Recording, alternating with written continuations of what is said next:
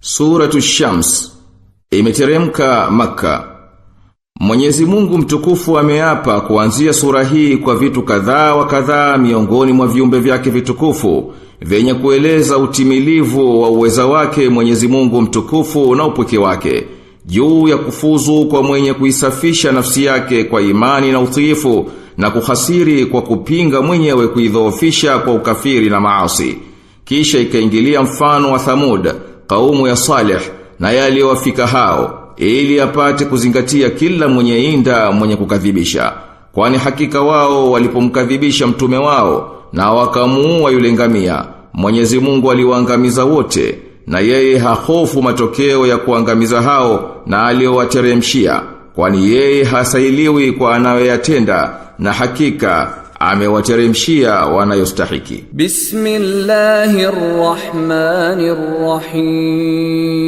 Bismillahirrahmanirrahim. Kwa jina la Mwenyezi Mungu, mwingi wa rehema, mwenye kurehemu. Washamsi wa duhaha, na hapa kwa jua na mwangaza wake. Walqamari idha talaha, na kwa mwezi unapolifuatia.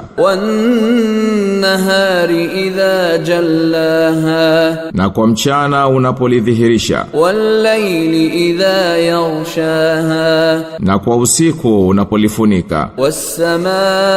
Wassamai wama banaha, na kwa mbingu na kwa aliyejenga. Wal ardi wama tahaha, na kwa ardhi na kwa aliyeitandaza. Wa nafsin wama sawaha, na kwa nafsi na kwa aliyeitengeneza. Fa alhamaha fujuraha wa taqwaha, kisha akaifahamisha uovu wake na wema wake. Qad aflaha man zakkaha, hakika amefanikiwa aliyeitakasa. Wa qad khaba man dassaha, na hakika amehasiri aliyeiviza. Kadhabat Thamud bitagwaha, kina Thamudi walikadhibisha kwa sababu ya upotofu wao. Idhin ba'atha ashqaha, aliposimama mmovu wao mkubwa. Faqala lahum rasulullahi naqata Allahi wa suqyaha,